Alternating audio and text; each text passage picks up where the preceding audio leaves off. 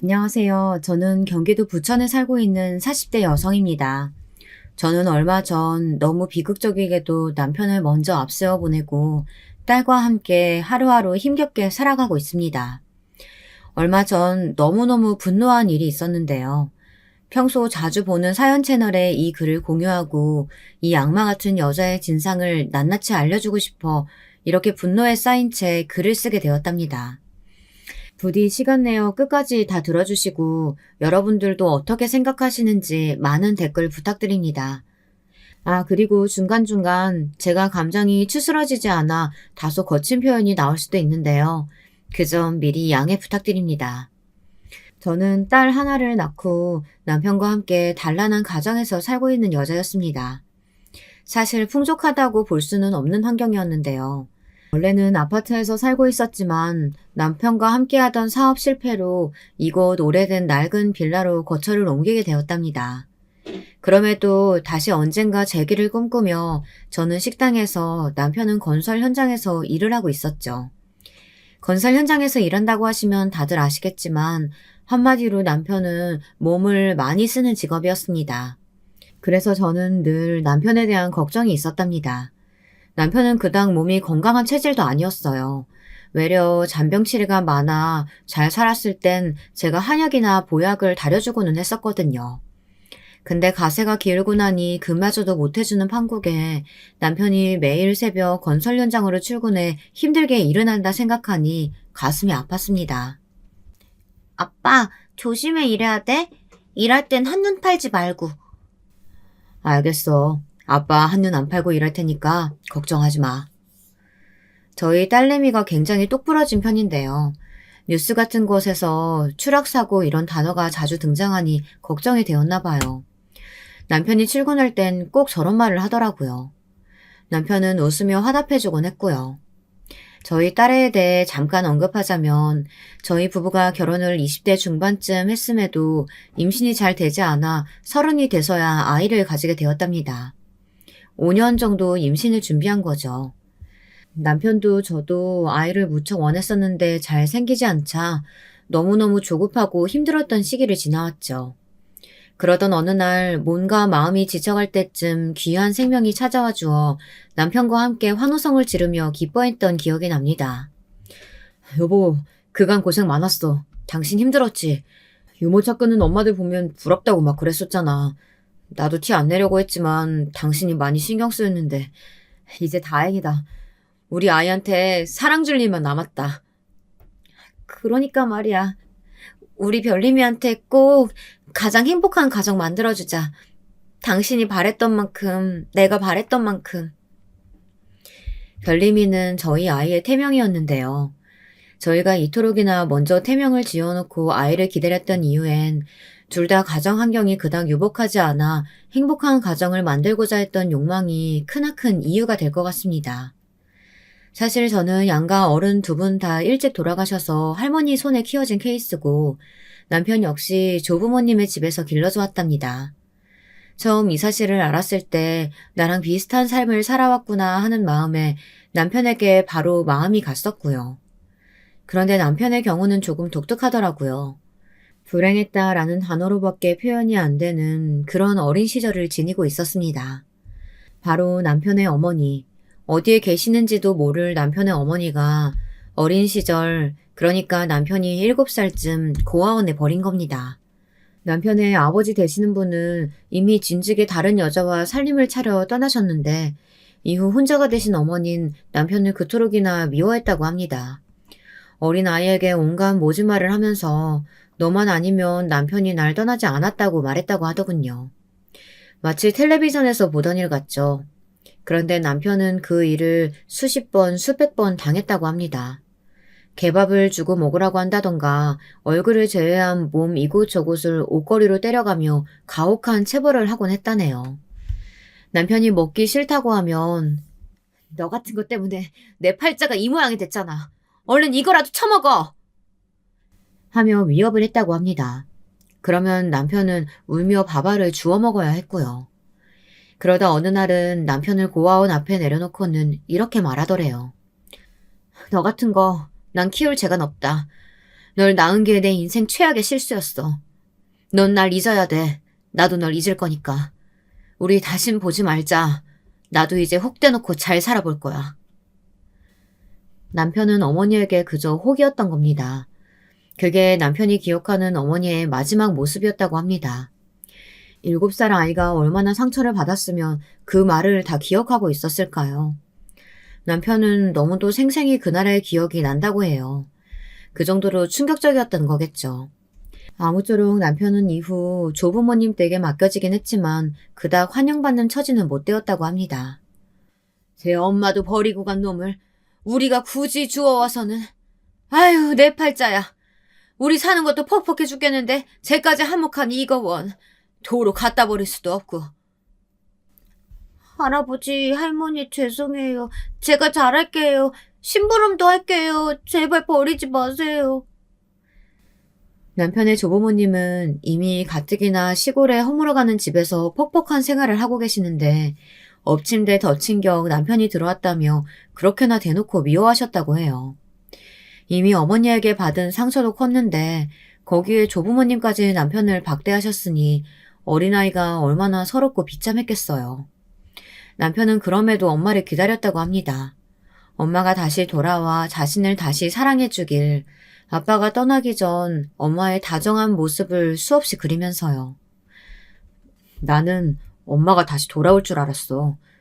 매일 대문만 보고 살았지. 근데 안 오더라. 모두가 시끌벅적 놀고 있는데 하염없이 그 대문만 보고 산 세월이 너무 길어서 그게 너무 마음 아파. 그래서인지 남편은 저와 연애할 당시 우스갯소리로 자신의 10대 시절은 그야말로 지옥이었단 말을 종종 하곤 했습니다. 저는 그 웃음 속에 섞인 씁쓸함이 보여 더 마음이 아팠고요. 어느 정도 크니까 엄마를 많이 원망하곤 했어. 엄마만 날 버리지 않았어도 괜찮은데 왜 내가 버려진 아이가 되어야 했을까? 엄마가 나한테 했던 말들이 잘 사라지지가 않더라고. 잊으려고 해도 잊혀지지 않는 말들이 있잖아. 그런 것처럼. 그랬구나. 난 감히 상상도 안 돼. 당신 많이 힘들었겠다. 그래도 그런 환경에서도 씩씩하게 당신이 잘 자라줘서 고맙고 기뻐. 생각해보면 우리가 만난 것도 다 인연인 것 같아. 당신이 고아원에서 봉사활동한 이유가 당신 엄마에게서 받은 상처 때문이었잖아. 왜 아이들에겐 부모가 거울이고 또 어른의 말이 굉장한 영향을 미치곤 하잖아요. 저 역시 그랬는데요. 남편에겐 제대로 된 어른도 없었고 양육자도 사실상 방치에 가까운 보육을 하였으니 남편은 불행이란 지옥 속에 살았던 것 같습니다. 그 후 남편은 도망치듯 조부모님 집을 뛰쳐나와 고등학교도 검정고시를 치르고 곧바로 일을 하러 뛰어나갔다고 해요. 그러다 고아원에서 저를 만나게 된 것이었어요. 저는 한눈에 알아보았습니다. 남편이 어떤 사람인지를요. 우직하고 듬직한 외형의 사람이었지만 속은 여린 사람이라는 것을요. 남편은 아이들 중에서도 상처 많이 받은 아이들, 내성적이고 말을 잘 못하는 아이들을 곧잘 알아보고 따뜻하게 대해주더라고요. 그 모습에 반해 제가 먼저 대시를 했고 알아가면 갈수록 동질감을 느껴 내가 이 사람을 품어줘야겠다라는 마음으로 1년여 만에 결혼에 꼴이 나게 된 것이죠.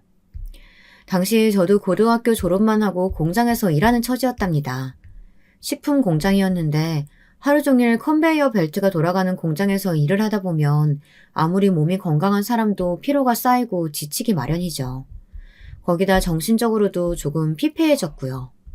특히 점심 먹을 땐 친한 사람들끼리 밥을 먹는 아줌마들과 달리 저는 별 친한 사람도 없던지라 혼자 구석에서 컵라면 같은 걸로 허기를 때우곤 했는데요. 그 시간이 참 외롭고 마음이 허하기도 하고 그랬습니다.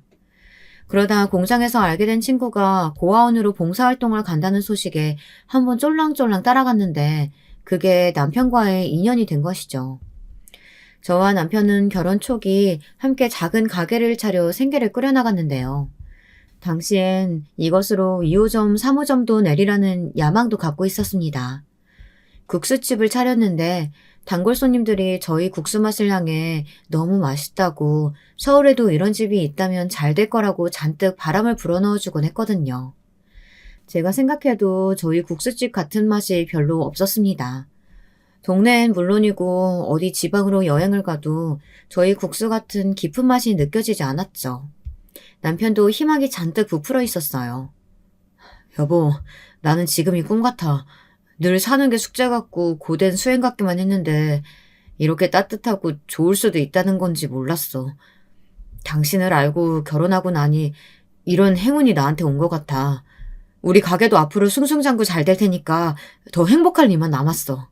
남편은 아이만 들어서면 되겠다면서 이 행복이 너무나 낯설고 한편으론 너무 기쁘다고 말했습니다. 하지만 이런 우리 가정에도 바람이 불어닥치더군요. 저희 집은 속절없이 흔들렸고요. 그토록 저희가 아끼고 사랑하던 국수집이 망한 건 순식간이었습니다. 3년간 잘 되던 가게 옆에 프랜차이즈 닭갈비집이며 갈비집이며 술집들이 들어서자 저희 국수집은 점점 더 자꾸 초라해졌습니다. 가게에 파리가 날리기 시작하자 저희는 모든 걸 접고 원래의 자리로 돌아올 수밖에 없었죠. 하지만 거기까지면 괜찮았겠지만 또 다른 비극이 벌어졌어요. 저희 사정이 안 좋은 걸 알고 접근한 남편 친구에게 사기까지 당하며 빚까지 떠안게 된 것이죠. 어떻게 사람이 그럴 수 있을까요? 가뜩이나 힘든 사람들의 돈을 탐내어 저희를 꿰내고 좋은 곳이라며 투자하라 재촉했는데 그게 사기였던 거죠. 전과가 이미 있던 놈이란 소리에 남편은 그날 경찰서에서 거품을 물고 쓰러질 뻔했습니다. 아마 다른 부부였다면 이 상황에서 서로를 원망하고 욕을 하든 싸움을 일으켰을 겁니다. 그러나 저희 부부는 봉사활동을 할 적부터 서로가 어떤 세월을 살아왔고 어떻게 여기까지 왔는지를 너무나 잘 알기에 외려 다독였습니다. 우리 아이한테는 이런 환경에서 자라게 해서 너무 미안하지만 그래도 우리 언젠가 다시 일어설 수 있을 거야. 내가 너무 미안해. 당신 고생만 시켜서. 아니야, 여보. 그런 말 마. 우리 힘내자.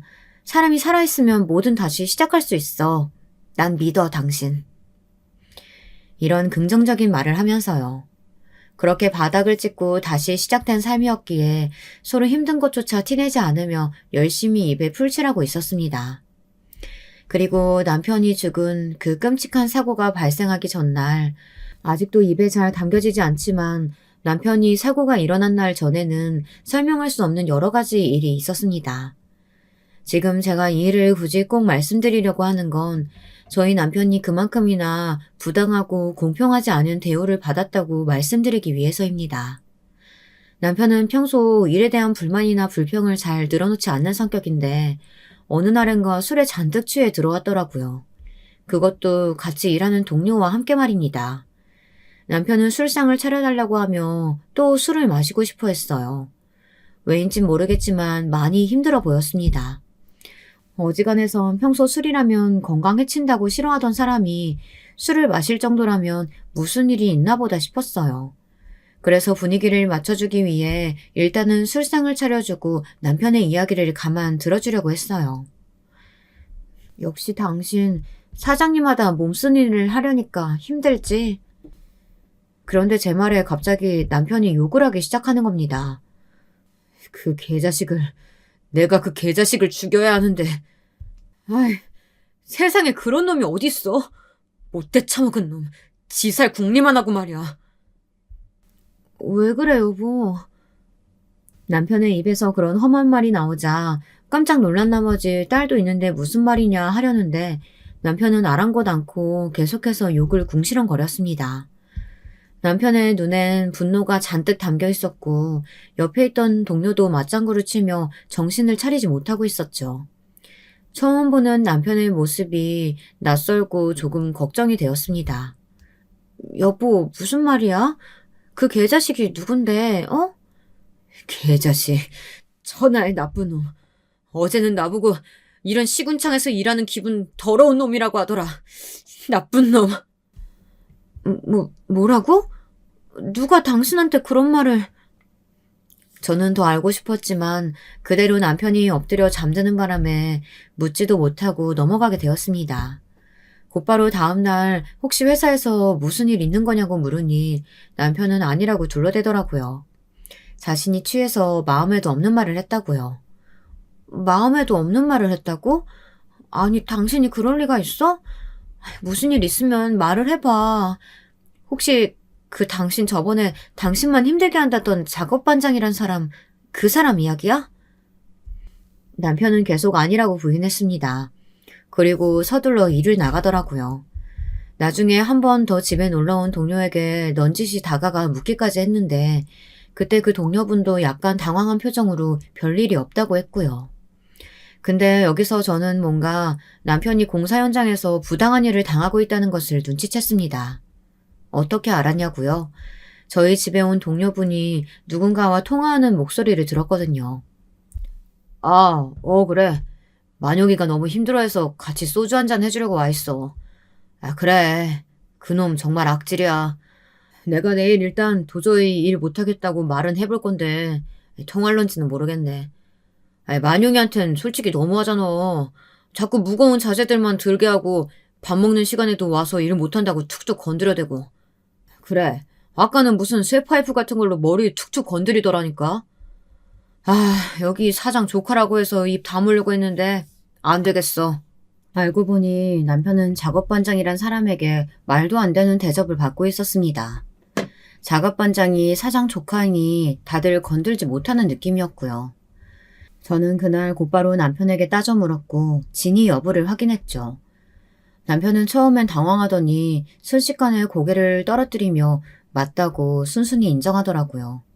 눈물을 뚝뚝 흘리며 고백하는데 청천벽력 같았습니다. 미안해. 내가 말하면 당신이 더 걱정할까봐. 어떻게 그런 일을 할 수가 있어, 사람이? 왜 나한테 말 안 했어? 말이라도 해야지. 왜 혼자 끙끙 앓았냐고. 동시에 저도 모르게 눈물이 줄줄 새어나오더라고요. 우리 남편 어엿한 가게 사장님으로 편하게 살다가 이렇게 또 한 번 인생의 고초를 겪게 된 건데 잠에도 못 들 정도로 화가 나고 속상하더군요. 그러나 남편은 저를 달랬습니다. 여보, 내가 내일 우리 같이 일하는 직원들이랑 말하기로 했어. 나 말고도 피해자들이 여럿 있어. 점심시간에도 시간 안 지키고 근무하라고 독촉하고 안전장비도 없이 일하라고 하고 그런 것들 회사에 다 고발하고 요구하려고 해. 그러니까 너무 열내지 말고 진정하고 있어봐. 내가 알아서 해볼게. 남편은 특유의 침착한 목소리로 그렇게 말했습니다. 남편의 진심 어린 눈빛에 저는 알았다고 답할 수밖에 없었죠. 그리고 다음 날 그 끔찍한 사건이 일어나게 된 거였습니다. 병원에서 보호자를 찾는 전화가 걸려오더라고요. 다급히 달려가 남편의 수술실 앞에 도착했지만 남편은 이미 긴 수술에 들어간 지 오래였습니다. 함께 있던 남편의 동료는 허둥지둥 상황을 설명해 주는데 남편이 공사 현장에서 자재를 싣고 나르다 그만 추락을 했다고 하더라고요. 말도 안 돼. 저는 말도 안 된다며 바닥을 치고 기절할 듯 오열을 했지만 달라지는 건 없었습니다. 남편이 긴 수술을 마치고 나왔을 때 이미 남편은 원래의 얼굴을 잃어버린 뒤였죠. 그리고 며칠을 심하게 앓다 그만 세상을 떠나버렸습니다. 저와 자신이 그토록 아끼던 사랑스러운 딸을 남겨두고서 말이죠. 저는 상복을 입고 딸아이와 함께 장례식을 치를 수밖에 없었습니다. 사람이 허망한 가운데에서도 해야 할 일이 있다는 게 그 일을 묵묵히 하게 된다는 게 신기하고 이상하더라고요. 남편의 직장 동료들부터 예전에 알던 사람들까지 한 명 한 명 조문을 하기 위해 찾아왔기에 저는 그분들을 맞으며 와주셔서 감사하다는 인사를 빼놓지 않고 드렸습니다. 근데 남편을 괴롭혔던 그 작업반장, 그 사람도 찾아왔더라고요. 도저히 인상을 필 수 없어 조용히 노려보는데 그 사람은 장례식장에서 육개장을 6번이나 퍼가며 먹더니 저를 향해 씩 웃고 가버렸습니다. 이봐요. 그리고 제가 그 사람을 붙잡았죠. 당신이 한 짓 다 알고 있다고 어떻게 책임질 거냐 말했습니다. 그러자 모른 척 잡아떼더군요. 이때부터 저는 일이 심상치 않게 돌아갈 것이라 느낄 수 있었습니다. 하지만 여기서 정말 참 어이가 없고 분통 터지는 일이 엎친 게 덮친 격 터지더라고요. 바로 남편이 그토록 미워하고 증오했던 어머니, 그 사람이 장례식장에 찾아온 거였습니다. 처음엔 몰라봤습니다. 저 역시 사진 한번 본 적 없었고 결혼식장에도 오지 않았으니까요. 그런데 자신이 남편의 어머니라 떳떳하게 당당하게 소개하더군요. 그래요. 내가 만용의 엄마예요. 결혼식장에 가지 못했는데 이렇게 만나게 되네. 그간 마음고생 많았죠? 이렇게 혼자 상치르게 해서 미안해요. 그나저나 우리 애가 이렇게 먼저 가게 돼서 내가 마음이... 남편의 어머니라뇨. 놀라 할 말을 찾고 있는데 갑자기 오열을 하며 장례식장이 떠나가라 울부짖기 시작하는 겁니다. 마녀가, 너 어렸을 적 기억나니? 네가 종이접기 잘해서 엄마한테 학도 접어주고 별도 접어주고 그랬잖아. 그림만 그려도 매일 엄마 얼굴만 그려오고. 엄마가 그때 널 버리지 말았어야 했는데 생활고 때문에 어쩔 수 없이. 엄만 매일 죄스러웠다. 매일이 우리 아들 너무 보고 싶어 죽는 줄 알았어. 만영아, 차라리 엄마 널 따라가고 싶다. 뭐 그리울 것도 없는 인생, 미련 없는 인생 다 버리고 너 따라가고 싶어. 우리 아들 너무 보고 싶다. 저는 무슨 드라마의 한 장면을 보는 줄 알았습니다. 그도 아니면 사기꾼을 다루는 다큐멘터리요. 갑자기 영정사진 앞에서 남편과의 추억을 하나하나 꺼내며 놀이공원 간 이야기며 같이 저녁을 차려 먹은 이야기 같은 것들을 꺼내는데 어이가 없었죠. 왜냐하면 전 남편에게서 단 한 번도 이런 추억들을 들은 기억이 없었으니까요. 남편의 어머니는 남편을 늘 못살게만 굴었고 옷도 늘 낡은 옷에 밥은 개밥 같은 것을 주며 그것마저도 감사하라고 말하던 그런 사람이었습니다. 친모도 아닌 계모와 다름없는 사람이었죠. 그런 사람이 여기까지 찾아와 갑자기 이런 행동을 하니 제가 어떤 마음이었겠어요. 경찰이라도 부르고 싶은 심정이더라고요. 제가 겨우 이성을 차리고 그분에게 다가가 마음은 알겠으나 장례식장이 너무 소란스러워지는 것 같으니 나중에 따로 이야기를 하자고 말했습니다. 그랬더니 여기서 갑자기 도끼 눈을 뜨더라고요. 얘야, 네가 내 며느리지? 며느리란 애가 왜 시어머니에게 이런 건방진 행동을 하는 건지 모르겠지만 내가 네 남편 엄마야. 내가 왜 우리 아들 떠난 곳에서 제대로 된 애도도 못해야 하는 건지 이해가 안 가는구나. 우리 아들 가슴에 묻고 살아온 한 맺힌 세월 여기서라도 풀어보겠다는데 왜 네가 날 막는 거냐 말이야. 네가 뭔데? 어머님, 그런 게 아니고요. 제가 들었던 내용과는 너무 다른데. 네가 뭘 들었는데 말이니? 그게...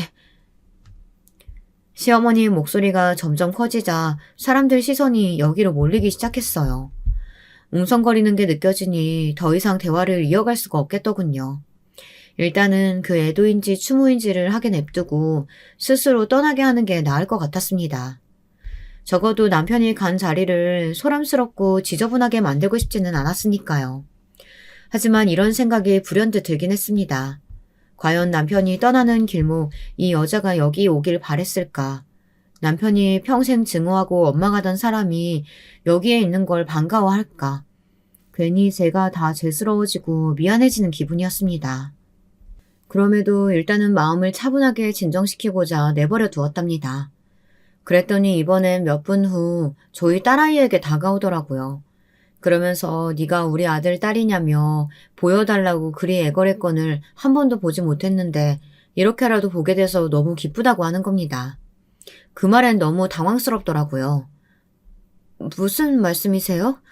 그 말은 우리 애아빠와 연락을 하셨다는 말인가요? 남편은 한 번도 시어머니와 연락이 되었다고 한 적이 없었습니다. 그 어린 시절에도 자기를 버리고 나가서 한 번도 찾아온 적이 없었으니까요. 근데 수십 년이 지난 후 애아빠와 연락을 했다고 주장하는 거였습니다. 저는 이게 분명 거짓말인 것 같다는 생각이 들었어요. 하지만 시어머니는 계속해서 차분한 목소리로 말을 잇더군요. 지금 생각해보니 이때의 목소리가 너무나 차분하고 마치 진실을 말한다는 듯 굴었던 것이 정말 소름 끼칩니다. 그래, 넌 몰랐겠지만 난 연락을 하고 있었어. 내가 지난날 널 버린 게 너무 미안하다고 사죄하고 싶다고 한 번만 만나달라고도 했지. 그런데 아들은 나에 대한 분노가 삭혀지지 않는다고 하더구나. 나를 끝끝내 용서할 수 없겠다고. 난 받아들였단다. 내가 고아원에 걔를 버리고 갔으니 당연히 그랬겠지. 갑자기 머릿속이 어지러워지더군요. 남편이 그런 걸 속이거나 감출 사람이 아니었어요. 무엇이든 미주알 고주알 다 말하는 성격이었죠. 사고가 일어나기 전 회사의 무리한 업무 관련된 이야기만 빼고 말입니다. 하지만 전 여기서 아주 미스테리한 일을 경험하게 됩니다. 시어머니는 그간 자신이 얼마나 후회하며 살아왔는지 남편에 대한 죄책감으로 재혼도 하지 않고 그 마음의 빚을 갚기 위해 나름 통장에 돈이라도 쌓아오며 살아온 세월을 이야기하기 시작했는데요. 그 얼토당토 않는 이야기에 제가 한숨을 푹푹 흘리고 있자 그 순간 갑자기 남편이 영정사진이 툭 하고 떨어진 겁니다. 아무도 건들지 않고 손도 대지 않던 영정사진이요. 순간 너무 놀라 저도 시어머니도 그쪽을 바라보았죠. 그리고 시어머니는 경기를 일으키며 놀라 영정사진을 바라보는데 마치 그 모습이 무언가 잘못한 걸 들킨 사람같이 두려운 표정이었습니다. 그때 저는 이게 어떤 사인, 그러니까 신호처럼 느껴졌습니다. 어떤 사인인지 알 수 없었지만 위험함을 알리는 경보 같았어요. 이후 장례 절차를 다 밟고 난 후 시어머니는 남편의 유품이라도 보고 싶다며 살아생전 남편이 어떻게 지내었는지 보고 싶다고 간절히 애걸하더군요. 며느리 너도 내가 싫겠지. 다 이해한다. 근데 제발 속지 않은 마음으로 살아왔으니까 한 번만, 딱 한 번만이라도 보여주면 안 되겠니? 내가 살 수가 없을 것 같아서 그래. 엄마, 할머니한테 아빠 방 보여주면 안 돼? 할머니 불쌍해. 정말 안 되는데. 알겠어요. 그래요. 한 번만 보고 가세요. 옆에 딸아이가 있는지라 눈물로 애걸하는 시어머니를 외면할 수 없었어요. 그래서 전 집에 시어머니를 들였답니다. 딸아이가 제 손을 붙잡고 덩달아 부탁하니 어쩔 수가 없더라고요. 시어머님 마치 남편의 자취를 느끼려는 듯 집안 곳곳을 둘러보고 한참을 흐느끼시더라고요. 특히 남편의 일기장이나 남편이 껴안고 잤던 베개나 이런 것들을 어루만지며 통곡을 하셨는데요. 그 울음이 너무나 진짜 같아 저도 의구심이 드는 겁니다. 정말 남편에게 연락을 하셨던 건가? 남편이 나에게 말을 안 한 건가? 바보 같은 의구심이지만 그분께서 하시는 말씀들엔 진짜 같은 구석이 있었어요. 걔가 공사판에서 일하며 많이 힘들었다고 하더구나. 그게 다 나 때문인 것 같았어. 내가 걔를 못 키워서. 공사 현장이라는 게 얼마나 힘들어. 일만 해도 힘든데. 그 말 듣고 가슴이 찢어지는 줄 알았지. 네, 저도 그랬어요. 근데 어머니가 어떻게 그걸 알고 있으세요? 말했잖니. 연락하고 있었다고. 꽤나 자세히 알고 있는 시어머니의 말씀을 듣고 있다 보면 자연스레 그런 생각이 들 수밖에 없었어요. 그리고 당시 저도 남편을 잃은 상실감, 하루아침에 모든 것을 잃은 듯한 허한 마음 때문인지 계속 시어머니와 대화를 이어나가게 되었답니다. 남편을 추악할 사람이 필요했는데 저는 친정엄마나 아빠도 없었고 조부모님도 당시 요양원에 계셨던 터라 말할 상대가 없었거든요. 시어머니는 제 곁을 지켜주고 싶다면서 제가 너무 안쓰러워 보인다며 자신이 하나 남은 소녀딸에게라도 빚을 갚고 싶다고 3개월 후 적금이 만료되면 그 통장을 저희에게 주고 싶다고 하셨습니다. 변변치 않은 금액이지만 그거라도 줘서 니들 살기 편하게 해주고 싶구나. 네가 우리 아들에게 무슨 말을 들었는지 모르겠지만 아마 좋은 말들은 아니었을 거야. 나에 대한 원망이 사무치게 깊었으니 내가 애를 못살게 굴었다는 듯이 말했겠지. 네, 맞아요. 남편은 어머니가 자기를 무척 힘들게 했다고 했어요. 그래, 어떤 방면으론 그 말도 틀린 말은 아니겠지. 내가 애를 고아원에 버렸으니. 근데 나한테도 어쩔 수 없는 사정이란 게 있었어. 남편은 바람났지, 생활고는 심하지. 애한테 줄 게 바카스밖에 없는데 어떡하겠니? 애는 매일 배가 고프다고 한강으로 대고 그래도 학교라도 보내줄 수 있는 곳에 가야 내가 안심이겠다 싶었어. 나랑 살면 얜 평생 불행할 텐데 내 불행을 얘한테 옮겨 심어주고 싶지 않았다. 너도 부모니까 이 마음 할 거다. 그래서 선택한 게 고아원이었는데 우리 엄마 아빠란 사람은 내가 괘씸했는지 집 주소도 알려주지 않았다. 그리고 시골로 들어가 버렸더구나. 내가 네 남편을 찾으려고 하지 않은 게 아니야. 우리 아들 얼굴이라도 보고 싶어서 전국 팔도를 찾아 헤맸어. 근데 작정하고 시골로 들어간 사람들을 어떻게 찾을 수 있었겠니? 그냥 넋놓고 보고 있을 수밖에 없었지. 하지만 맹세코 우리 아들, 네 남편 못살게 굴지 않았단다. 계모짓은 안 했어. 그러면서 시어머니는 자기 엄마와 아빠를 무척이나 원망했다고 합니다. 원망 정도가 아니고 증오하며 자기 아들을 빼앗아간 사람이라고 생각했다고 해요. 고아원에 처음부터 애를 버리지 않았으면 될 일이었겠지만 어쨌거나 자신의 책임도 있지만 아들을 너무 보고 싶은 마음에 그런 생각이 들었다고 합니다. 딸아이는 옆에서 이야기를 들으며 훌쩍거리더군요. 저도 시어머니 말을 들으니 그럼 정말 남편의 기억이 잘못되었던 건가, 어머니를 미워하는 마음에서 한 말들인 건가, 이런 생각이 저절로 들었습니다. 하지만 이걸 확인해 줄 수 있는 남편이 세상에 없으니 답답할 노릇이었습니다. 그러다 저도 한 가지 일이 터지면서 제정신이 아니게 되었습니다. 당시엔 변호사를 알아보러 다니느라 난리도 아니었습니다. 왜냐하면 남편이 추락사로 분명히 떨어져 죽은 것임에도 사업주 측에서는 다른 주장을 펼쳤기 때문입니다. 남편이 원래 어지러움증이 있었고 그러다 발을 헛디뎌 떨어뜨린 것이니 자기들 책임이 아니라는 식으로요. 남편이 빈혈이 있긴 했습니다. 거기다 남편이 공사 현장에서 막걸리를 한 잔 정도 마셨는데 소량의 양이었지만 그것이 원인이라고 주장했기에 쉽지 않은 소송이었습니다. 아니, 지가 술 먹고 죽었으면서 왜 그걸 우리 탓을 하는 거예요? 우리 조카가 그러는데 걔가 일도 아주 논팽이처럼 제대로 못하고 어린애 타고 있었다던데. 우리 조카가 아주 많이 봐줬다고 하더라고. 그럼 자르지 않고 일 시켜준 걸 감사해야지. 이런 식으로 나오니 정말 참을 수가 없었습니다. 전 죽은 남편이 이대로 묻히게 되면 너무 억울할 것 같았어요. 그래서 이리 뛰고 저리 뛰며 최대한 저를 도와줄 수 있는 변호사분을 찾게 되었답니다. 저희 남편, 공사 현장에서도 작업반장에게 안 좋은 소리 들으며 힘들게 일했는데 보험금까지 제대로 못 받게 되면 제가 남편 얼굴을 못 볼 것 같았어요. 그리고 또 현실적으로 저희 딸의 생계도 문제였고요. 딸아이는 아빠를 잃은 슬픔도 컸던지라 말도 어눌하게 변하고 정신과 치료도 필요했습니다. 앞으로도 엄마로서 계속 뒷바라지도 해줘야 할 텐데 그런 부분이 걱정되었죠. 근데 현실적으로 변호사 비용이 아주 많이 들어 걱정이 이만저만이 아니더라고요. 어떡하지 여보? 나 어떡하면 좋아? 하루에도 몇 번씩 남편을 불렀습니다. 그런데 그때 시어머니가 도움의 손길을 뻗쳐왔습니다. 시어머니는 자신이 적금을 깨면 그 돈으로 변호사를 고용하라며 적극적으로 도와주겠다고 하더라고요. 돈이 없어도 너무 없었던 저는 그 말에 고마워할 수밖에 없었죠. 감사합니다, 어머니. 감사해요. 정말 막막했는데. 아니다. 당연히 해줘야지. 이거라도 해줘야 우리 만용이가 엄마를 덜 원망하지 않겠어? 명색이 내가 애민데 말이야. 꼭 우리 애의 원한을 갚아주렴.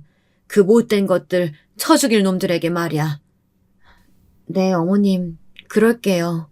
거기다 제가 바쁜 사이 시어머니가 대신 저희 딸도 봐주고 집안일도 해주시는 등 여러모로 신경을 써주었는데요. 딸아이도 처음엔 시어머니를 어색하게 생각하더니 이젠 할머니라고 곧잘 부르며 잘 따르더라고요. 오히려 아빠에 대한 상실감을 할머니로 채우려는 듯 보였습니다. 할머니가 집에 있어 아늑하고 전보다 더 좋다고 하더라고요. 엄마, 할머니 우리 집에 더 오래 있으면 안 돼? 왜? 나 할머니가 좋아. 편해졌어. 할머니한테서 아빠 냄새나. 딸이 재촉하니 마음이 어렵더라고요.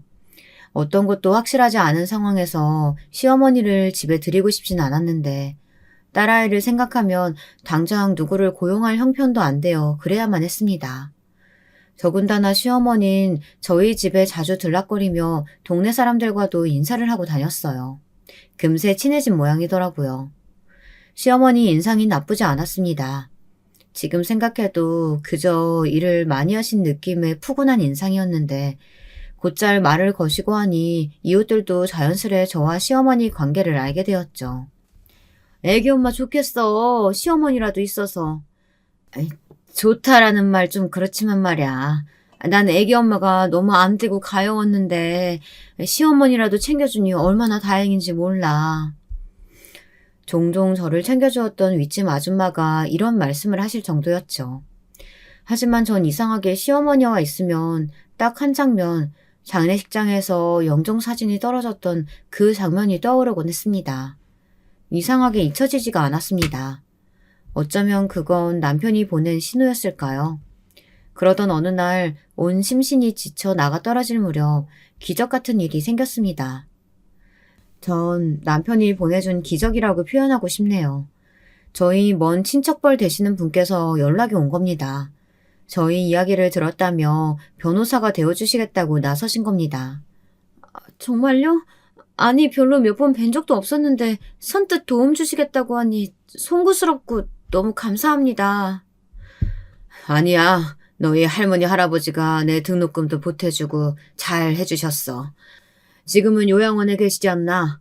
내가 가진 능력이 이것이니 이거라도 해주고 싶었어. 네가 겪은 사건도 안타깝고 말이야. 일단 회사와 갈등이 있다고 들었으니까 내 변호사 사무실에 와서 자세한 이야기를 해보자고. 저희 엄마 쪽 되시는 친척분이었는데 저희 엄마와도 좋은 추억을 갖고 있었고 할머니 할아버지에게도 도움을 많이 받았다고 했습니다. 덕분에 저는 무료로 변호사를 구할 수 있게 되었죠. 저희 엄마 쪽 친척벌 되시는 그분은 오랜 변호사 경력을 가지고 계셨고 이미 이런 일을 몇 번 다루어 보신지라 충분히 원하는 만큼의 금액을 받아낼 수 있다고 하셨습니다. 변호사를 쓰지 않으면 불합리한 금액을 받을 수도 있었을 텐데 너무나 다행이었습니다. 그동안 전화가 걸려오기도 했습니다. 사업주 측에서 저희가 괘씸했는지 자고 일어나면 익명의 메시지들로 도착해 있었어요. 네 남편 먹여주고 일 시켜줬더니 감히 이런 식으로 은혜를 갚냐? 험한 꼴 당하고 싶어? 이런 식의 문자였어요. 저는 이것을 친척분에게 다 보여드렸습니다. 친척분은 법정에서 유리하게 쓰일 수 있을 것 같다고 말씀하셨고요. 정말이지 악마 같은 사람들이었습니다. 뉴스에서 추락사로 죽은 사람들에 관한 소식을 들었을 땐 단순히 그 사람들에 대한 고통만을 생각했는데 제가 그 유가족이 되어 이런 말도 안 되는 일까지 당하니 심정이 참혹하기 그지없었습니다. 그리고 두려운 마음으로 기다렸던 결과는 저희의 승리로 끝났죠. 저희 친척벌 되시는 변호사님 덕분에 1억이 넘는 보상금을 받았어요. 여기엔 현장에서 남편과 함께 일했던 동료분들의 증언도 한몫했던지라 나중에 소정의 금액으로 보답드렸습니다. 정말 고맙다는 말과 함께요. 여보, 나 우리 딸 잘 키울게. 지금은 아픔도 슬픔도 너무 크지만 당신 잃은 게 믿겨지지 않지만 그래도 살아나가 볼게. 당신이 원하는 게 우리 딸 잘 크는 거 맞지? 당신이 목숨 바쳐 사랑했던 딸 내가 잘 키울 테니까 당신도 우리 하늘에서 꼭 보고 있어줘. 우리 지켜줘, 여보. 저는 딸아이 손을 잡고 납골당해가 남편에게 이런 식으로 말을 하고 돌아왔습니다. 그런데 마음이 조금 갈무리 되려던 이때 사건이 터진 겁니다. 너무나 기막히고 충격에 머지않는 사건이 말입니다. 마음 같아선 전국에 떠들고 싶은 심정이지만 딸을 생각해서 참았습니다.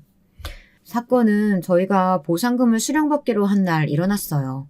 딸아이가 갑자기 제게 전화를 하더니 다급한 목소리로 집에 오라고 하더군요. 딸의 말에 어딘지 석연치 않은 구석이 있어 집으로 달려갔는데 딸은 침대 이불을 뒤집어 쓰고 벌벌 떨고 있었습니다. 그러더니 저를 자기 방 한쪽 구석으로 데리고 오더라고요. 엄마, 내가 할머니가 아까 말한 내용 들었는데 엄마도 알아야 돼. 이상하게 그날따라 딸아이 목소리가 무척이나 또렷했습니다. 어눌하지도 않고요. 무슨 내용을? 엄마가 뭘 알아야 되는데? 할머니, 무서운 사람이야. 할머니 우리 보험금 훔치려고 온 거야. 그게 무슨 소리야? 할머니가 아까 어떤 사람 집으로 데려와서 얘기하는 거 들었어. 엄마 보험금 훔쳐서 달아날 거래. 연기하느라 힘들어 죽는 줄 알았다고 했어. 그리고 엄마 현금도 이미 훔쳤대. 얼른 엄마 지갑 봐봐. 뭐? 새삼 망치로 콱 맞은 듯한 충격이 밀려오더라고요. 한마디로 시어머니란 작자는 딸이 잠든 줄 알고 친구를 데려와 자신의 계획을 미주알고주알 떠든 겁니다. 그걸 딸아이가 들어버리고 만 것이고요. 세상에 비밀이 없다더니 정말 그렇더군요. 저는 그 즉시 시어머니를 소환했습니다. 근데 여기서 시어머니가 발뺌하며 가슴을 후벼 파는 일이 벌어지고야 말았습니다. 어쩌면 인생의 비극이 이렇게 한꺼번에 약속이라도 했다는 듯 불어닥칠 수 있을까요? 어머, 나는 그런 말 한 적 없다. 얘, 너 나 못 믿니? 대체 내가 언제 그런 말을 했다는 거야? 아마 제가 참결에 들은 거겠지. 그걸 믿고 나한테 이러는 거니? 할머니, 나 잘못 듣지 않았어요. 제 딸아이가 마냥 어린애도 아니고 잘못 들었을 리는 없었고 시어머니는 그저 상황을 모면하라는 게 분명했습니다. 그제야 시어머니를 여기 집에 오는 걸 허락해주며 먹을 것이든 입을 것이든 제공해준 게 후회가 되었습니다. 사실 그간 시어머니가 제가 변호사를 만나러 다니느라 바쁜 사이 딸아이를 봐주는 게 고마워 어느 정도 현금도 드렸는데요. 먹을 것도 늘 넉넉하게 채워놓았거든요. 저는 못 먹어도 말입니다. 시어머니는 자신이 적금 통장까지 주겠다고 했는데 어떻게 자기가 그런 무서운 일을 했겠느냐고 하더군요. 하지만 여기에 저희 딸아이가 반격했습니다. 엄마, 할머니가 그 통장 같은 거 없다고 했어. 내가 들었어. 엄마 속이려고 없는 말 지어낸 거라고 그랬어. 실소가 터져나오더라고요. 남편이 허망하게 죽은 것도 억울했는데 이런 일까지 겹치다니 자괴감이 들 지경이었습니다. 어쩌면 저도 남편이 죽고 마음이 너무 허한 나머지 제가 믿고 싶던 진실을 믿어버렸던 것일지도 모릅니다. 그 생각이 들자 더 남편에게 미안해졌습니다. 그것을 악용한 시어머니란 인간에게도 화가 나고요. 그 순간 남편이 시어머니에게 당했던 일이 하나하나 스쳐 지나가며 저는 이제서야 못다한 정의를 실현해야겠다는 생각이 들었습니다. 저는 일단 시어머니의 가방을 찾아 그 안을 탈탈 털었습니다. 역시나 제 돈이 고스란히 담긴 봉투가 하나 나오더라고요.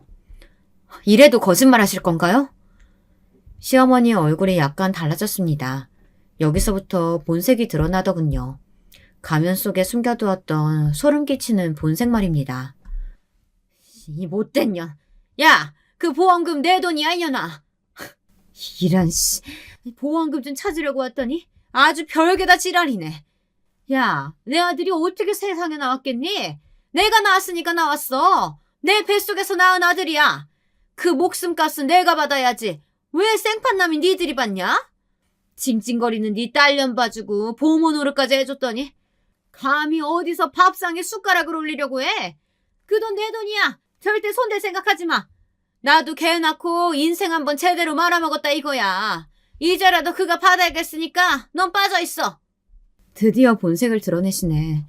이 악마 같은. 어린애 갖고 온갖 짓거리 다 하고 고아원에 갖다 버려 상처나 줬으면서 당신이 무슨 엄마는 엄마야.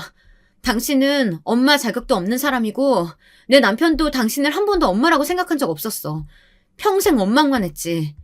추잡한 인간 같으니라고. 당신이 지금까지 다정한 엄마였던 척 속였다는 걸 생각하면 소름 끼쳐. 속은 내가 미쳤지. 당장 나가. 우리 집에서, 내 남편 집에서 나가라고. 하지만 그 순간 볼에 화한 불길이 느껴졌습니다. 남편의 어머니가 제 볼에 감히 손을 댄 것이죠. 딸아이가 달려와 엄마하고 날선 비명을 질렀습니다. 저는 곧바로 일어나고 싶었지만 그 여자는 제 몸 위에 올라타 정신없이 주먹으로 얼굴을 가격하고 발로 짓눌렀어요. 일어나고 싶었지만 당시 제가 뭘 먹은 게 없어 힘이 없었던지라 반격할 수 없었습니다. 그렇게 무력하게 줄줄 눈물만 흘리며 맞고 있던 사이 의식이 점점 사라지고 있는 게 느껴졌습니다. 아마도 너무 많이 맞은 탓이었던 것 같습니다. 그런데 그 순간 딸아이의 얼굴이 번뜩 보였습니다. 딸아이가 제 몸 위에 올라탄 시어머니의 머리채를 잡았고 질질 끌어 현관문으로 데려가더군요. 그리고는 112에 신고해 상황을 전달하더니 제게로 달려왔어요. 엄마, 괜찮아? 엄마 괜찮아. 저는 겨우 일어나 딸아이를 감싸 안았습니다. 그리고 그 여자가 또 달려들 때까지 우린 방 안에 숨어 있었어요. 잠시 후 경찰이 왔을 때 저는 당한 사람이 되어 딸은 목격자가 되어 상황을 그대로 전달했어요. 물론 그 여자는 처벌을 받았죠.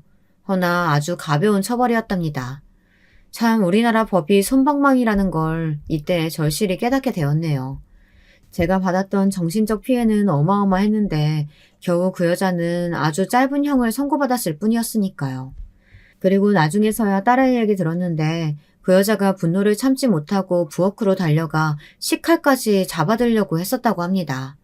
제가 의식을 살짝 놓은 사이 그런 일까지 저지르려 했다는 거예요. 제가 그때 그 식칼을 맞았다면 아마 저는 지금 살아있을런지 모르겠습니다. 더군다나 우리 사랑하는 딸은 고아가 되었을 테니 생각만 해도 아찔합니다. 아, 그리고 시어머니가 도대체 어떤 인생을 살아왔는지 경찰을 통해 듣게 되었는데요. 제 얼굴이 워낙에 안 좋다 보니 경찰분 한 분이 나중에 저를 안쓰러이 쳐다보며 그러더군요. 저 여자 사기범이에요. 남자들 깨어내서 사기친 돈만 수억이고 그 때문에 교도소에도 몇 번 갔었던 여자입니다. 아마도 잘못 걸리신 듯 싶어요. 그래도 너무 스스로 미워하지 마세요. 작정하고 사기친 놈들한텐 못 당하는 경우가 태반이에요. 피해자들만 안타까울 뿐이죠. 아마도 이번에 교도소 잠깐 들어갔다 나오면 또 사기치러 활보하러 다닐 겁니다. 스스로를 많이 미워하고 자괴감에 적잖이 시달리고 있었는데 어느 부분에선 위로를 받은 느낌이었답니다. 그리고 퍼즐도 짜맞춰졌죠. 시어머니는 애초에 그런 사기꾼이니 남편과 일했던 동료 직원들에게 접근해 정보를 알아낸 후 연락을 주고받고 있었다고 제게 거짓말도 할 수 있었던 거였고요. 그리고 저는 지금 그날을 기다리고 있습니다. 시어머니가 출소한 날 말입니다. 시어머니는 출소하자마자 분명 또 다른 피해자를 만들기 위해 거리를 활보할 테고 지금도 작정하고 있겠죠. 저는 조용히 뒤를 밟을 거고 그 여자를 고발해 또 다른 피해를 방지하기 위해 나름대로 준비를 하고 있는 중이랍니다. 어쩌면 제 사연은 여기서 끝이 아닐지도 모르겠어요. 아마 1년 후쯤 다시 시어머니에 관련된 사연을 쓰고 있을지도 모르겠네요. 그땐 분명 희망적인 소식으로 쓰고 있을 거라 확신합니다. 한 가지 안심시켜 드리자면 저와 딸아이는 잘 지내고 있답니다. 잘 먹고 잘 자고 그럼 된 거 아닐까요? 남편이 보고 싶고 그립고 가끔은 남편이 겪었던 정신적 고통을 생각하면 괴롭기도 하지만 그럼에도 남편을 가슴 한켠에 묻어둔 채 씩씩하게 앞으로 걸어나가려고 노력 중이랍니다. 그리고 한 가지 더 말씀드리고 싶은 게 있다면 추락사고사를 당한 건 비단 저희 남편뿐만이 아닙니다. 1년에도 몇백 명이 일하는 현장에서 가족을 먹여 살리기 위해 일을 나갔다 추락사를 당하곤 합니다. 부디 조금의 관심을 가지어서 사업장의 안정장비를 갖추고 감독관이 있는 현장을 만들어주시길 부탁드립니다. 제발 저희 남편과 같은 피해자가 더 나오지 않길, 저와 같은 유가족이 생기지 않길 간곡히 부탁드립니다. 힘 있는 분들의 목소리가 필요합니다. 부디 이와 관련된 법률이 생겨 더 안전하게 일할 수 있도록 많은 분들이 힘써주셨으면 좋겠습니다. 여러분들의 작은 관심 하나하나가 소중한 생명을 지킬 수 있는 길이 될 거라고 확신합니다. 거울을 보니 쓰면서 너무 울어 눈이 퉁퉁 부어버렸네요. 남편 생각이 너무 많이 났나 봅니다. 이야기를 끝낼 수 있을까, 분량을 채울 수 있을까 걱정했는데 어느새 주절주절 이야기를 다 하게 된 것 같습니다. 마지막으로 사랑하는 우리 남편에게 잘 지내고 있냐는 안부 인사 던지며 끝을 내겠습니다. 여보, 우리 다시 만날 때까지 잘 지내고 있어? 사랑해, 여보. 여러분, 두 번째 사연 시작하기 전에 좋아요, 구독 꼭 눌러주실 거죠? 그럼 두 번째 사연 바로 시작합니다. 여러분, 모두 안녕하십니까? 저는 평소에 사연에 빠지다를 아주 즐기면서 봐왔던 목소리 큰 아줌마입니다. 제가 한몫청하는데 직접 제 사연을 소개할 수 없음에 괜스레 안타까워지네요. 그래도 사연에 빠지다는 워낙 성우분의 목소리가 프로 뺨치니까요. 제가 당연히 감사한 마음으로 사연 읽는 작업을 양보해야겠죠. 제가 사연에 빠지다를 볼 때마다 기상천외한 사연들이 다 총출동하던데요. 미리 실망시켜드려서 죄송하고 또 미리 솔직하게 밝혀드려서 보람된 제 사연은 그런 기상천외한 반열엔 끼지 못할 것 같습니다. 제 팔자에 그렇게 영화나 드라마 뺨치는 사건은 일어나지 않으려나 봅니다. 대신에 제가 겪은 한 가지 일이 아무리 곱씹어봐도 재미난 것 같아서 그것을 좀 적어보려고 사연자로 도전해보게 되었어요. 글을 쓴다는 게 이게 그냥 말을 할 때랑은 완전히 다르네요. 다들 어떻게들 사연을 그렇게 잘들 적어내신 거죠? 만약에 제 사연이 잘 적혀있고 잘 읽히는 사연이거든. 이것을 사연에 빠지다 측에서 매끄럽게 이상한 문장 잘 다듬어 주시고 유연하게 소개를 해주시는 그 덕일 겁니다. 저는 살면서 일기는커녕 가계부도 간신히 써본 아줌마라서요. 글이랑은 영 인연이 없으니까요. 대신 다른 분야라면 살짝 일가견이 있지만요. 자, 각설하고 가족 소개 먼저 가보겠습니다. 사연에 빠지다 보니까 가족 구성원들은 대체로 다들 소개를 하시더만요. 결혼 생활의 절반을 남의 편에 서 있었던 남편 하나, 큰딸 하나, 작은딸 하나, 이렇게 4식구입니다.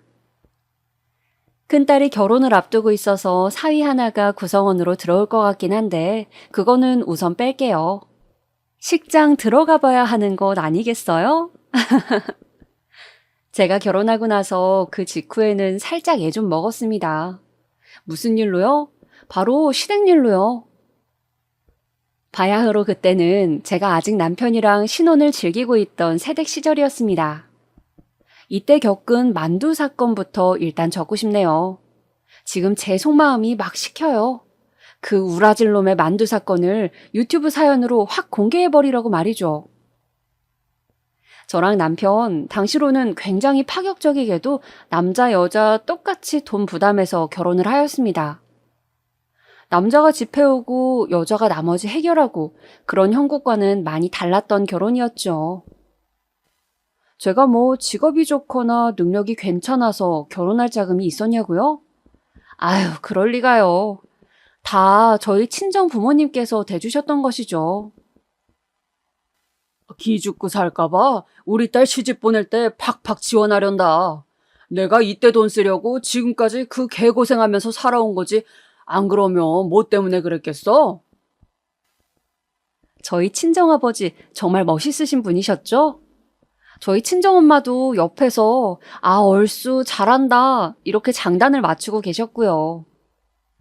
저 결혼할 남자 생겼다는 말씀 드렸을 때부터 두 분은 오만 설레발 다 떠시면서 만반의 준비를 갖추셨던 분이었어요. 남자, 여자, 아들, 딸 이런 차별은 하지도 않는 분들이셨고요. 아무튼 그런 거로 저는 꽤 당차게 결혼을 할 수 있었던 겁니다. 그럼 반대로 남편 쪽은 어땠냐고요? 이쪽도 뭐 자기가 그 돈이 다 어디 있었겠어요? 시댁의 원조를 일부 받았죠. 제 쪽이랑 거의 비슷한 금액의 수준으로 부담을 하였고요. 신혼집 얻고 남은 돈으로 혼수며 예식이며 이런 거 전부 해결을 했습니다. 예물이랑 예단은 사실상 생략이 된 수준이었고요. 그런 거 저희는 필요하다고 생각하지도 않았어요. 괜히 거칠애일 뿐인 것을요. 저희 남편은 연애 시절부터 아주 순딩이었어요. 순둥순둥해서 순딩이요. 줏대 없어서 답답하고 가끔은 얄밉기도 했지만 성격 유순하고 사근사근해서 사람이 볼수록 정감 가고 매력이 있더라고요. 성질 나쁜 멋진 남자보다는 착하고 답답한 남자가 100배 1000배 낫다는 친정엄마의 말씀을 떠받들어서 고른 신랑감이었습니다. 아주 성실한 편이었고요. 술, 담배를 즐기지 않았고 남자, 여자 간의 성차별에 동의하지 않는 사람이었습니다. 제가 그렸던 이상형이 부합하는 상대였다 이 말이죠. 그래서 저희 친정 부모님께서는 처음부터 제 남편을 마음에 들어 하셨더랬어요. 시댁 쪽은 어땠냐고요? 저를 마음에 들어 하셨죠. 정확히는 안정적인 제 직업을요. 어머, 그쪽에 다닌다고? 큰 돈은 못 벌어도 오래오래는 다니겠네. 시어머니께서 제 직업이 안정성이 높아 보인다면서 높은 점수를 주셨습니다. 그렇게 양가 부모님께 저희는 초반부터 좋은 눈도장을 찍을 수 있었고 무탈한 결혼 진행을 하게 되었던 것이에요. 결혼하고 나서도 좋았어요. 맞벌이 부부로 결혼 생활을 시작한 저희였는데 남편은 늘 저의 영역을 존중해 주었고 가사 일에도 적극적으로 참여를 해 주었으니까요. 자, 그런데 제가 뭐가 문제라고 그랬죠? 네, 시댁이요. 결혼 직후에는 잘 몰랐으나 시간이 조금씩 지나면서부터 며느리 기강 잡기를 시작하시더라고요. 내가 보니까 애가 좀 성격이 드센 면모가 있더만. 무슨 여장군도 아니고 애가 왜 그렇게 당차담? 조금 눌러놓을 필요가 있어 보여. 시어머니께서 시댁 친척분께 그런 말씀을 하시는 걸 제가 슬쩍 엿듣고 말았으니 정황뿐 아니라 증거까지 확실했죠. 꾸준하게 직장 생활을 하는 저의 면모는 마음에 들지만 꼴에 사회생활하는 여자랍시고 나대면서 당당하게 구는 면모는 마음에 드시지 않는다는 것이 시어머니의 주장이었습니다. 참나, 한 가지만 하시지 왜 양쪽으로 그리 여기셨나 모르겠네요. 지금 생각해도 살짝 웃음이 나와요. 사람 기분을 되게 오묘한 방식으로 나쁘게 만드는 시어머니의 행각. 바로 이런 걸 겪어보신 며느님들이 혹시 사연에 빠지다 채널에 또 계실런지요? 명절에 시댁 들르면 남편 놔두고 저한테만 일 시키고 저 쉬는 꼴 못 보시는 거.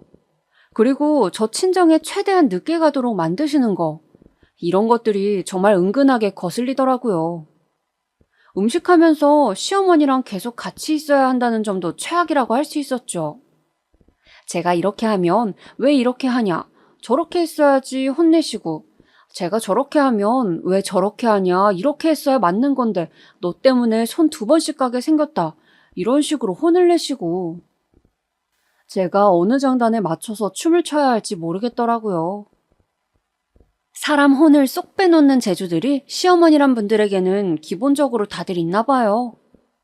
제 주변 사람들도 자기 시어머니한테 안 시달려본 며느리가 없더만요. 저희 부부가 결혼할 때 당시로서는 드물게도 각자가 반반 부담해서 결혼을 했다고 말씀드렸죠? 예물이나 예단은 상의하에 생략하는 것으로 했었고요. 아니 그런데 그거 가지고 시어머니께서 뒤끝을 가지고 계셨더라고요. 어떻게 시집 오면서 예단을 그렇게 하나도 안 해올 수가 있냐? 투덜투덜 대시는 거 처음에는 못 들은 척 했습니다. 그냥 아유 헛소리 하시네. 내가 그냥 한 귀로 듣고 한 귀로 흘리자 이렇게 생각하면서 넘겼어요.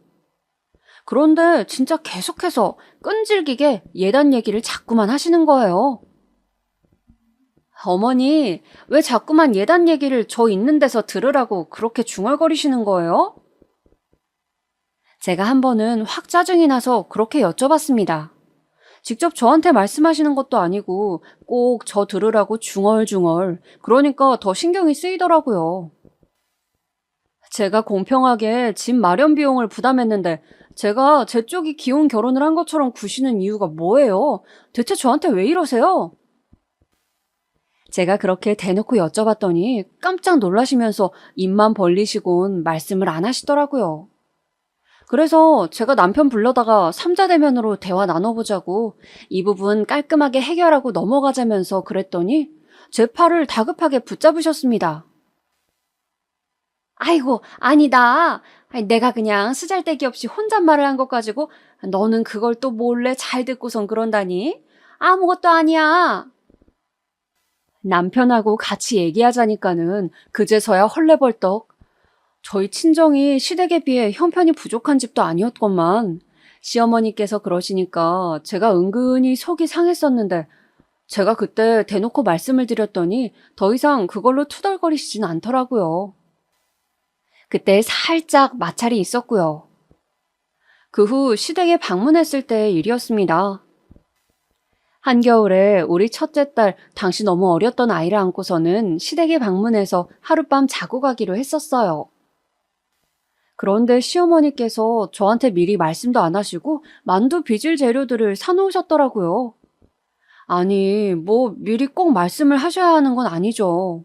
그런데 저 오기가 무섭게 얼른 겉옷 벗어놓고 손 씻고 와라. 만두 만들 준비하게. 이러시니까는 어이가 없었던 것이죠. 제가 고향은 경기도인데요. 집안 사정으로 전라도에서 14년을 살다가 다시 올라왔어요. 햇수로는 15년이었죠. 그 영향 때문이었을까요? 저는 만두를 잘 안 먹습니다. 그거 아시나요? 전라도에서는 떡국에 만두를 안 넣습니다. 떡들을 좋아해서 떡국용 떡들을 잘 먹는 동네지요. 아, 물론 지금은 제가 만두를 잘 먹어요.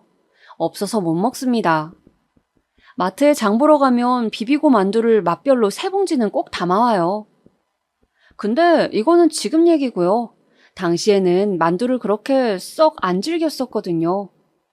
제가 그렇다는 것을 시어머니께서는 분명하게 알고 계셨어요. 그런데 어마어마한 재료를 사놓으시고는 저보고 만두를 준비해서 빚자고 하시니. 게다가 그때 저희 첫째 딸이 많이 어렸어요. 이게 간신히 육아해서 한숨 돌리던 시기였고요. 애 낳고 키우느라 제가 삭신이 쑤시는 것이 이제 막 가실랑 말랑 하던 때였습니다. 그런 와중이었는데 추운 겨울 길 뚫고 왔더니 만두나 빚자고. 아, 별거 아닌데 굉장히 서럽더라고요. 김치국물 짜다가 손목 나가는 줄 알았어요. 그뿐이에요?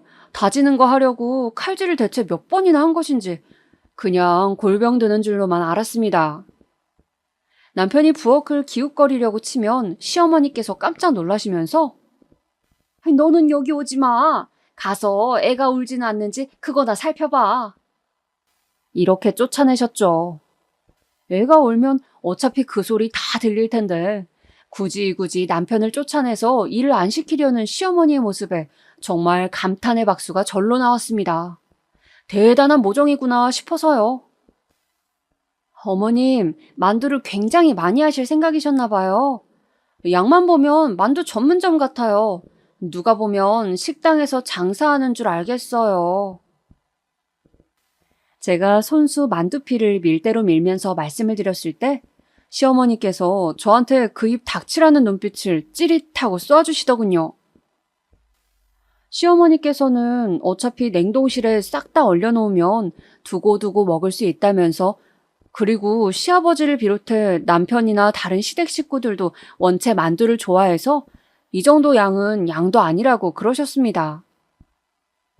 제가 겪어본 시어머니께서는 굳이 음식 분야에서 통이 크신 분이 아니셨는데 제 생각으로는 제 노동력을 써먹으시려고 일부러 판을 크게 버리신 모양으로 보였습니다. 만두소에 넣을 다진 마늘, 그것도 제가 마늘 껍질 일일이 다 까다가 빻아야 했으니 말 다 했죠. 진짜 죽어랍시고 만두를 빚었네요. 나중에는 하도 고단해서 얼이 다 빠지는 바람에 입을 계속 멍하게 벌리고 있었어요. 만두 빚으면서도 멍하게 손만 기계적으로 움직였었고요. 그 늦은 밤까지 만두를 빚었고요. 드디어 만두 작업을 마치고 나니까 벌써 야심한 시각이 돼서 잘 때가 됐더라고요. 얼마나 허무하던지. 시댁집이 그 후로는 이사를 갔는데 당시만 해도 옛날 집이라서 다들 바닥에서 잤어요. 자기 전에 시어머니께서는 꼭 반드시 바닥에 까는 자는 이불을 지정해 주셨습니다. 저희 남편한테는 두툼하면서도 폭신한 이불을 깔아주셨고요. 저한테는 어디 한여름 폭염에나 덮고 자면 알맞을 것 같은 얇은 이불을 깔고 자라고 주셨습니다. 그게 새 거라서 때깔도 곱고 품질이 좋아. 꼭 이런 쓸데없는 멘트를 얹어가시면서 말이죠. 줏대없는 순디기 남편은 자기 집에서도 한결같이 그런 모습이어서 이런들 어떠하리 저런들 어떠하리 였습니다. 네 편도 내 편도 아닌 놈이 제 남편 놈이었어요. 그래서 지난번에 시댁을 방문했을 때는 제가 시부모님 몰래 남편한테 가서 엉덩이 슬쩍 걷어차고 이불을 바꿀 것을 명했었죠. 그러자 남편은 군말 없이 그렇게 했었고요. 시어머니가 보고 놀라셨었죠. 아니, 내 아들이 왜 노숙자처럼 자고 있는 거야?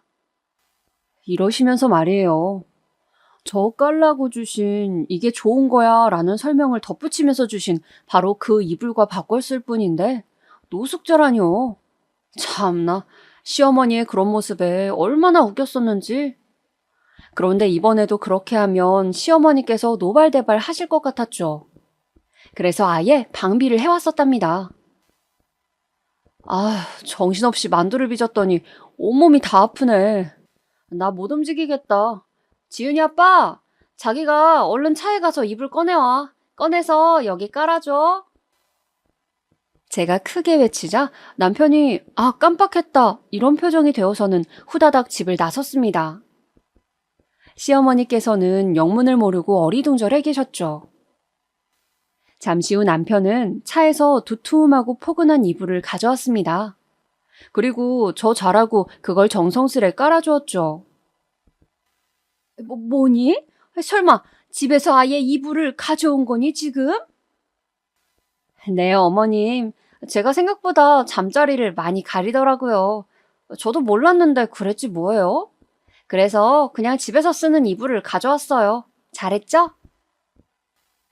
받아치진 못하시고 그저 얼굴에 열이 오르신 시어머니의 모습을 보고 있자니 만두 노동의 고통이 조금은 가시는 듯 하였습니다. 포근한 이불 위에서 어린 딸 끌어안고 잠들었죠. 그러다 새벽에 날이 밝기가 무섭게 시어머니로부터 등짝한 대 후려맞고 눈을 떴습니다. 해가 중천인데 왜 아직도 처자고 있냐고 막 뭐라고 그러시길래 시계를 봤더니 아직 7시도 안 됐더라고요. 만두 어제 빚어서 늘어놓은 거 나눠다가 소분을 해야지. 그리고 만두국도 끓여야 하고 할 거 천지라서 바쁘니까 얼렁 일어나라. 얼렁. 아, 진짜 아침 대바람부터 좋지 않은 기분으로 일어나야만 했습니다. 네, 힘들게 빚은 만두들 예쁘게 정리하는 거 중요하고 만둣국 끓이는 것도 중요하니까요. 그래서 바로 일어나서 부엌 일을 했죠. 그런데 만두를 정리하는 동안 황당한 소리를 듣게 되었어요. 오만 사람들한테 이 만두를 나눠주실 거라는 거예요. 혼자 자취하느라 먹을 거 마땅치 않다는 도련님한테 큰 봉지를 주실 거라는 건 그렇다 치는데 시아버지의 사촌 누나, 시어머니의 친한 친구분, 동네에서 새로 친해진 집, 이런 후보는 왜 등장하는 건지 도통 모르겠는 거예요. 너무 당황스러운 마음을 안고 아침 식사를 하게 되었죠. 저희 딸 챙기느라고 빨리 눈치를 못 챘는데 시어머니께서 직접 푸신 만둣국, 가만 보니까 제 그릇에는 만두가 꼴랑 1개, 나머지는 다 떡이더라고요. 옆에 앉은 남편 그릇에는 만두가 몇 개인지 셀 수도 없이 가득 있었는데요. 저기 어머님, 혹시 저 만두 1개만 주신 거예요? 이것밖에는 안 보이는데요? 어차피 너 만두 잘 안 먹는다고 하지 않았니? 맛만 보라고 하나 넣어준 거다. 넌 떡이나 먹으면 되잖니. 당시에 제가 만두를 썩 즐겨 먹지 않는다는 걸 역시나 시어머니께선 알고 계셨던 거죠. 그런데 만두 왕창 빚자고 하셨던 거죠. 냉동실에 오래 있었다는 떡국용 떡은 왠지 맛이 좀 떨어졌습니다. 저만 떡천지였고 남편 그릇을 훔쳐보니까 떡은 꼴랑 2-3개밖에 안 보이는 것 같았어요. 저는 부랴부랴 딸의 아침밥을 다 먹었습니다. 그리고 딸이 다 먹은 것을 확인했을 때 남편한테 빨리 식사 마무리하라고 그랬어요. 천천히 잘 먹고 있는 사람한테 너는 왜 빨리 먹으라고 채근을 하니? 그러자 시어머니께서 당황해 하셨는데 곧 더욱 당황하게 되셨죠. 제가 어제 빚은 만두를 몽땅 꺼내서 챙기고 있었으니까요. 그 만두, 아니 지금 만두를 왜 네가 챙기는 거야? 시어머니께서 놀라서 저한테 삿대질까지 하셨지만 저는 코웃음을 쳤습니다. 만두 소 만드는 건 물론이고 빚는 것도 거의 저 혼자 했어요. 시어머니께서는 몇 개 좀 빚으시다가 갑자기 드라마 봐야 한다고 하시면서 자리를 뜨시고, 잠깐 전화할 때가 있다고 하시면 자리 뜨시고, 그러다 보니까 저 혼자 독박 작업이었던 것이죠. 제가 정성스레 빚어낸 제 새끼들인데요. 제가 챙겨가야죠. 제가 그렇게 말씀드리니까 너무 황당하시다는 표정을 하시면서 말문이 막혀버리셨습니다. 그런 시어머니를 두고 저랑 만두랑 딸을 챙겨서 시댁을 나섰어요. 급하게 남편이 따라 나왔고요. 남편은 아무 말도 하지 않고 착실하게 집까지 운전을 하였습니다. 저만 간혹 가다가 씩씩거렸네요. 이게 바로 만두 사건인데요. 후일담으로는 시어머니께서 저한테 그 많은 만두를 모조리 빼앗긴 것을 두고두고 안타까워하셨다고 합니다. 참나. 아무튼 이게 저와 시댁 사이의 역사에 차지하는 비중이 굉장히 큽니다. 이날 이후로 시어머니께서는 저한테 애꿎은 며느리 기죽이기를 안 하게 되셨거든요. 걔는 애가 한다면 하는 애라서 괜히 안 건드리게 돼. 하여간에 볼수록 보통 내기가 아닌 것 같단 말이지. 저를 두고 시어머니께서 그렇게 쑥덕거리시는 소리를 제가 또 몰래 들었던 거 아니겠어요? 씁쓸하면서도 웃음이 나왔더랬죠. 저는 그 이후로 딸을 하나 더 낳았고요. 두 아이의 엄마가 되었어요. 저는 착실하다면 착실하게 왕도의 길만 걸어오면서 그렇게 살았던 사람이었는데요. 둘째까지 낳고 키우면서 참 많은 생각이 들었습니다. 안 그래도 이런저런 생각들로 살짝 심란하던 와중이었는데 어느 날 저희 친정엄마가 이런 말씀을 해주신 거예요. 너는 내가 원래 뭐가 되고 싶었는지 아니? 엄마가? 엄마가 따로 되고 싶었던 꿈이 있었어? 그럼 당연하지. 나도 장래희망이 있었던 꿈 많은 소녀였다고. 내가 처음부터 엄마였는 줄 알았어? 나도 되고 싶었던 게 따로 있었지. 뭐였는데? 아, 혹시 간호사? 아니면 선생님? 아니, 엄마는 있지? 사실은 연기하는 사람이 되고 싶었어. 사람들 앞에서 연기하는 배우 말이야. 제가 정말로 깜짝 놀랐습니다. 배우요? 저는 제 평생을 저희 친정엄마를 봐왔기 때문에 그것이 얼마나 의외의 답변이었는지 오롯하게 체감이 되었죠. 설마 그런 꿈을 가지고 계셨을 줄은 상상도 해본 적이 없었습니다.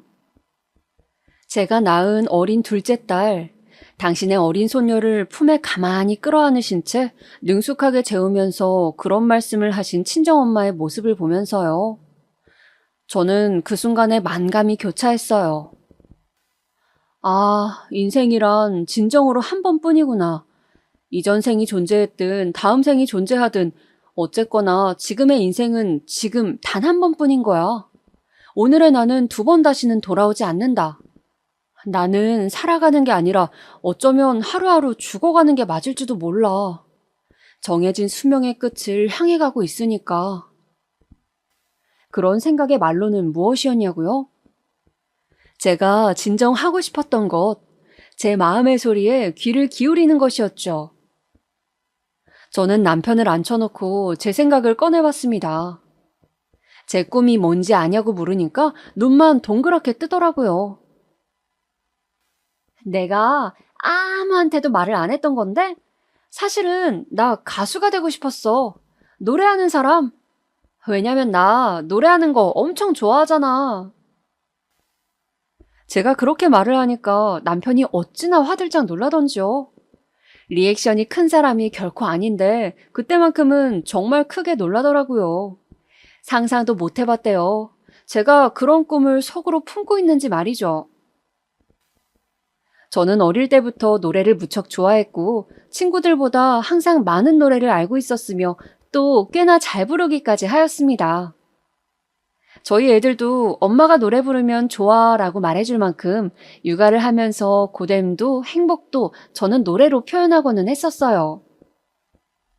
이제 제 꿈은 어떤 식으로든 펼쳐보고 싶단 바람이 들었죠. 죽이 되든 밥이 되든 어쨌거나 노래를 하면서 지낼 수 있다면 그것으로 저는 행복할 거라는 예감이 들었습니다. 저는 우선 라이브 카페에서 노래를 하는 일을 했어요. 정식 직장이라고는 부를 수 없었고요. 아르바이트라고 보면 되었습니다. 일주일에 3번만 나갔으니까요. 큰 돈도 되지 않았습니다만 생각보다도 재미가 있더라고요. 저는 손님이 있을수록 즐거워졌고 사람들이 보는 앞에서 노래를 하는 게 혼자서 노래를 부를 때보다 몇 배로 행복하다는 것을 깨우쳤어요. 제가 일상 속에서 활력을 느끼면서 지내니까 남편도 좋아했고요. 애들도 그런 저를 좋게 봐주었습니다. 무엇보다 저희 친정 식구들이 저의 도전을 크게 반기면서 응원해 주었어요. 그걸로 돈을 잘 벌지는 못할지언정 즐기면서 살 수 있다면 그것으로 큰 돈을 번 것과 같은 효과를 내는 것이라면서 친정 식구들이 저에게 응원의 말들을 해주었는데 얼마나 가슴이 뭉클했는지 모릅니다. 자, 저희 4식구 아무 문제 없었고 친정 식구들도 다 응원을 해주었는데 시댁 쪽은 어땠을까요? 뭐? 라이브 카페에서 노래나 부르고 다닌다고? 이런 황당한 일을 다 봤나? 아이고야, 아주 딴따라 납시셨네. 딴따라 납시셨어.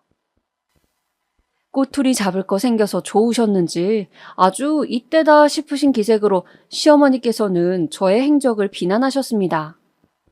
시아버지께서도 자꾸만 에헴거리시면서 저의 선택에 불만을 표출해 대셨고요. 저를 보시는 표정에서 영 탐탁지 않음이 보였습니다. 딱 그 무렵에 저희 시댁을 이사를 했거든요. 나이 들면 노부부가 시골 가서 살거나 오래 꿈꾸던 전원주택 생활을 시작한다든지 뭐 그런 그림은 제법 흔하지 않나요? 저희 시댁은 반대였어요. 한적한 곳에 오래 사셨던 분들이셨는데 도심 한복판의 아파트로 이사를 하셨습니다. 한적한 곳에서 살다 보니까 너무 지루하고 심심하고 자연을 즐기기는커녕 벌레만 실컷 본 것 같다고들 하시면서 아파트로 복귀하신 것이었죠. 그런데요, 이게 웬일입니까? 시부모님께서 들어가신 아파트가 그 직후로 값이 엄청나게 폭등을 하였어요. 그 아파트로 들어온 지 얼마 안 돼서 가격의 상승세가 심상치 않은 걸 눈치채신 시부모님들은 옆동에 매물이 나왔을 때 어떻게든 땡겨서 그걸 사들이셨습니다. 시댁 식구들을 들들 볶아가면서 말입니다. 그곳이 서울이고 강남은 아니라는 정보만 남길게요. 값이 엄청나게 뛰어서 로또 부럽지 않은 결과물을 냈습니다. 여기까지는 그냥 대박 수지 맞았다라는 설명으로 끝을 낼 수가 있잖아요. 그런데 자리가 사람을 만든다고 했던가요? 그 말이 이런 경우에도 적용이 되더라고요. 아니, 꽤 오래 시골 같은 데서 사셨으면서 갑자기 비싼 아파트에 사시니까 당신들의 인생 자체도 뭔가 달라졌다고 여겨지셨나 봐요. 전에 없이 고상한 척을 하시더라고요. 도대체가 언제부터 그렇게 쇼핑몰, 백화점을 다니셨다고? 아유, 나는 있지.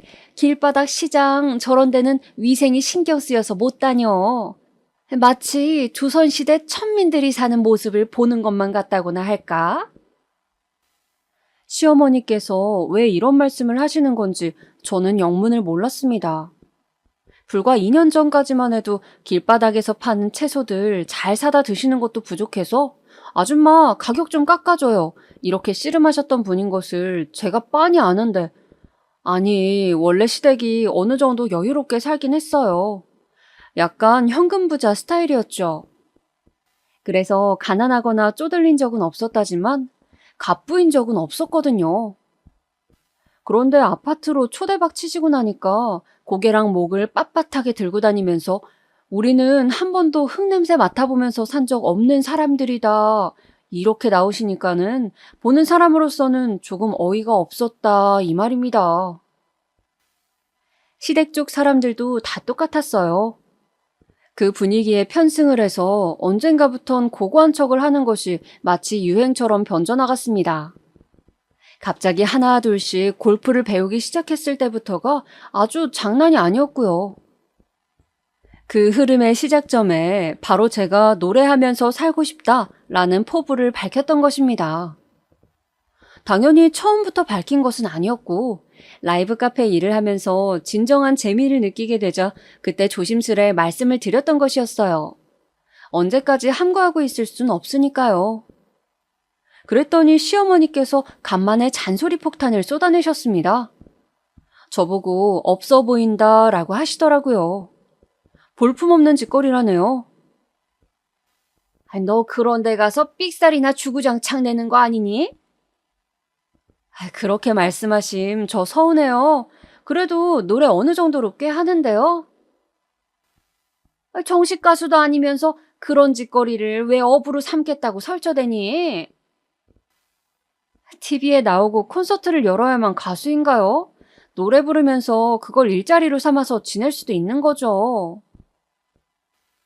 아유, 암만 그래도 나는 그게 돈이 얼마나 된다고 그런 일을 다 하니? 솔직히 너는 너무 네 생각만 하는 거야. 네? 제가 제 생각만 한다니요. 저희요, 제가 이것보다 굳이 돈을 더 벌어야 하는 상황 아니에요. 그런 말이 아니야. 으이그, 네가 그런 일 하는 게, 내가 쪽팔린다. 나는 지금 그 말을 하는 거라고. 네 생각만 하면 다야? 사람들이 나보고 그 집 며느리는 뭐하고 지내요? 이러면 내가 어디 솔직하게 말이나 할 수 있겠니? 그러니까 너는 지금 네 생각만 한다고 내가 그러는 거야. 가족들, 주변 사람들이 쪽팔릴 건 생각도 못하고. 아이고, 시어머니께서 막 당신의 가슴을 주먹으로 쿵쿵 치면서까지 그렇게 말씀을 하시는 거예요. 만두 사건 이후로 이렇게 대놓고 저한테 면박 주신 적은 처음이었습니다. 그러니까 제가 좀 풀이 죽었습니다. 제가 걸어가기로 한 길에 의구심이 들어서 그런 것은 아니었고요.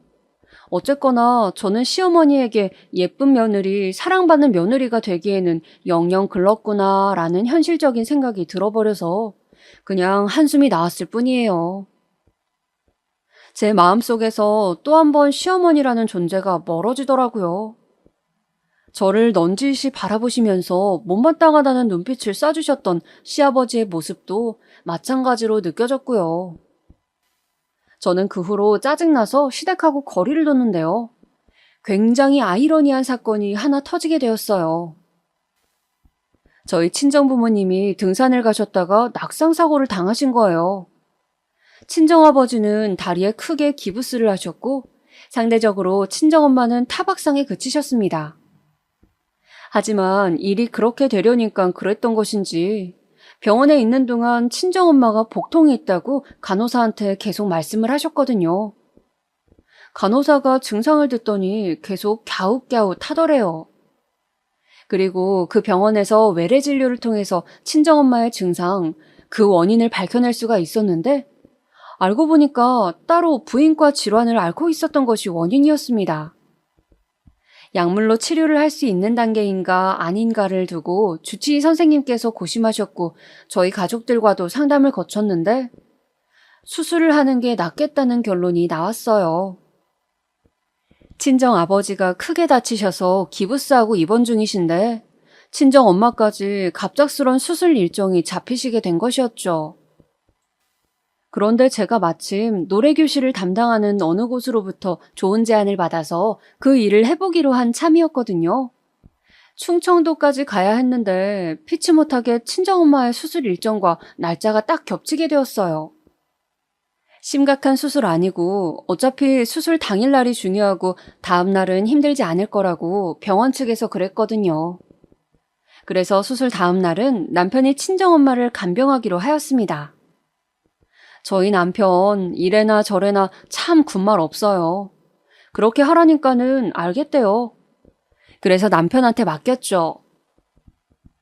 친정엄마 무사히 수술 받으셨고 당일에 힘들어하시기는 했는데 그래도 금세 컨디션 회복하셨습니다. 그래서 그 다음날은 온전히 남편한테 좀 맡겼고요. 문제가 발생된 것은 그 사실을 시어머니께서 아시고 나서부터였죠. 하루하고도 반나절 꼬박을 내 아들을 간병인으로 썼다는 말이야? 이런 천인공노할? 저한테 얼마나 다다다다 쏘아대셨는지 모릅니다. 왜 전문 간병인을 안 쓰고 당신의 아들을 혹사시켰냐고 하시면서 어찌나 강하게 따져대시는지요. 네 엄마는 그렇게까지 사위한테 대접을 받고 싶어 하시디? 그러다가 들어서는 안 될 것을 들어버리고 말았습니다. 네 엄마? 너희 엄마라니요? 와, 진짜 화딱지 나서 저도 눈이 돌아갔죠. 말씀 가려서 하세요. 그리고 저희 엄마 수술하게 됐다는 거 아시면서도 연락 한 번 안 하셨잖아요. 사돈으로서 그게 도리인가요? 저희 남편이 그러던데요. 내 부모가 도리를 모르고 사는 사람들이라 내가 2배로 하는 거다라고 말이에요. 물론 남편은 그런 말을 한 적이 없었습니다만 제가 대략 그렇게 지어냈던 것이죠. 제가 아예 없는 말을 한 건 아니었으니까요. 그랬더니만 시어머니께서 거의 뒤로 넘어가시려고 했습니다. 시간이 지나서 친정아버지 무사히 기부스 풀고 재활 잘 받으셨고요. 친정엄마의 원인 모를 복통이었던 그것도 해결이 잘 되었습니다. 인생사 새옹지마라고 했던가요? 시아버지께서 초겨울에 빙판길에 넘어지셨는데 뼈에 살짝 금이 간 거예요. 일단 입원을 하셨는데 시어머니께서 급하게 댁에 들러서 옷가지랑 생활용품 좀 챙기려고 하셨다가 넘어지셨습니다. 잘못된 각도로 넘어지셔서 한쪽 무릎이 빠가닥 하신 것이죠. 병원에서 시아버지 입원 수속을 해놓으시고 급하게 짐 챙기려고 집에 들르셨다가 119 불러서 구급차 타고 그 병원으로 복귀하셨어요. 세상에나 당혹스러움에 부들부들 떠시면서 시어머니께선 저에게 연락을 하셨답니다. 간병인이 필요하시다고 말이죠. 그래서 제가 말씀드렸습니다. 아, 네, 어머님. 제가 간병인 얼른 구해서 보내드릴게요. 그랬더니 시어머니께서 무척 당황하시더군요. 웬 간병인이냐며 저한테 일정만 맞으면 저보고 오라고 하셨어요. 저한테 간병하라고 그런 말씀을 하시더군요. 왜 굳이 간병인을 고용하냐고 하시더라고요. 제가 남편을 보내겠다고 했더니 부득불 저보고 오래요. 어머님, 전문 간병인이 있는데 그런 전문가를 두고 소중한 가족을 혹사시키실 작정이세요? 그런 실수를 하는 건 저희 친정으로 족합니다. 부디 어머님께서는 그런 실수를 하지 마셔야죠. 간드러지게 말씀드렸더니 입을 꼭 다무셨습니다. 모르셨겠죠. 저한테 네 엄마 운운하실 때만 해도 설마 하니 바로 얼마 후에 당신께서 그런 봉변을 당하실 거라곤 상상조차 못하셨을 겁니다. 간병인 고용해드렸고요. 병문안 갈 때 남편이랑 같이 갔어요. 꼭 붙어서 들어가니까 시어머니께서 속으로 부글부글 끓는 표정을 못 참으시면서도 아무 말씀도 못 하시더라고요. 저보고 많이 바쁘냐고 간병 좀 하라고 조용히 말씀을 하시긴 했는데 못 들은 척 했습니다. 저 요즘에 녹음하고 다니잖아요, 어머님. 이름은 알리지 못해도 어쨌든 제 노래가 있는 가수가 될 순 있을 것 같아요. 괜히 그런 말이나 하면서 노랫가락을 흥얼거렸더니 화를 꾹 참으시는 얼굴이 되시더라고요. 그런 와중에 같은 병실 쓰는 분들은 어머나, 며느님 되시나 보다. 근데 잠깐 들어보니까 목소리가 좋으시네. 혹시 뭐 노래하는 사람이에요? 노래에 재주가 있나 보네. 거 한 가락 좀 뽑아봐요. 우리 여기서 다들 심심한 사람들이에요. 저한테 노래 불러달라면서 부추기셨죠. 남편은 해맑게 눈을 빛내면서 작은 소리로 짝짝 박수를 쳐댔고요. 시어머니 혼자서만 죽상을 하고 계셨습니다. 저는 병실의 창틀에 놓여 있었던 빈 화병을 마이크 삼아서 노래 한 곡을 뽑아드렸네요. 같이 병실 쓰시는 분들이 듣기 좋다면서 환호를 해주시는 바람에 저도 신이 났었어요. 그런데 시어머니께서는 영 심통이 난 모습이셨죠. 저런 촌스런 노래를 요즘에 누가 부르고 누가 듣기나 한다고? 나이도 많지 않은 애가 뭐가 저렇게 후졌담? 별꼴이야. 계속 툴툴거리시면서 제 노래에 전혀 호응을 안 해주셨어요. 보는 눈들이 있으니까 마지못해 고개만 끄덕끄덕 해주시는 느낌? 저는 그냥 그러려니 했습니다. 시어머니는 원래 그러신 분이니까 그런 반응이 저에게는 전혀 새롭지도 않았고요. 여하튼간 시어머니와 저는 이런 일화를 가지고 있는 고부관계였습니다. 이런 역사를 떠안은 채로 세월이 여기서 더 흘러 갔고요. 저로 하여금 별로 극단적인 일을 겪어본 적 없는 나도 사연자가 되어볼 수 있지 않을까 하는 생각을 갖게 만든 일화가 탄생되게 됩니다. 다름 아닌 시아버지의 칠순잔치였어요. 시아버지의 환갑 때와는 달리 시댁의 사정이 판이하게 달라져 있었죠. 사는 형편이 전보다 조금 더 기지개를 켜게 된 것도 그러했었지만 위에서 말씀드렸죠? 시댁 식구들 아주 어깨에 힘주면서 살게 되었다고 말입니다. 노래를 하면서 살아보고 싶다는 꿈을 펼치고자 했던 저는 맨 처음 라이브 카페에서 아르바이트를 한 것을 시작으로 노래교실 일을 정식으로 했었고요. 그 다음에는 제 이름으로 앨범도 발매를 하였답니다. 이게 잘 팔리거나 히트를 쳤는가 하면 죄송하게도 전혀 아니었어요. 제가 그런 극적인 서사의 주인공이었다면 애초에 사연을 이런 식으로 쓰지도 않았을 테니까요. 저 너무 평범한 사람의 극치인 것 같죠? 하지만 정말로 대박 가수가 된 것 마냥 즐겁게 살았답니다. 비록 히트곡을 낸 것도 아니었고 제 이름을 알린 것도 아니었지만 저만의 앨범을 제작했다는 사실에 자부심을 느꼈어요. 그리고 포크송이나 발라드 위주로 처음에는 공략을 하였지만 시간이 지나면서 트로트 장르로 완전히 전향을 하였습니다. 맑으면서도 전혀 느끼하지 않은 저의 음색이 트로트 노래 위에 얹어지면 색다른 매력을 낸다나 뭐라나 하는 이 낯간지러운 평가는 바로 저희 남편한테서 나온 것입니다. 제가 노래에 정신이 팔려서 살짝 집안일에 소홀했던 시기가 있었는데요. 저희 남편 얼마나 군말 하나 없이 묵묵히 저를 기다려주던지요. 그리고 저희 딸들 노래에 푹 빠진 저를 얼마나 잘 이해해주면서 응원해주던지요. 엄마는 우리의 엄마이기도 하지만 엄마 인생의 주인공이기도 하잖아. 엄마 인생 멋지게 사는 거 보는 게 우리로서도 그게 좋아. 큰딸이 그렇게 말해주었을 때 얼마나 가슴 뭉클하면서도 힘이 되었는지 몰라요.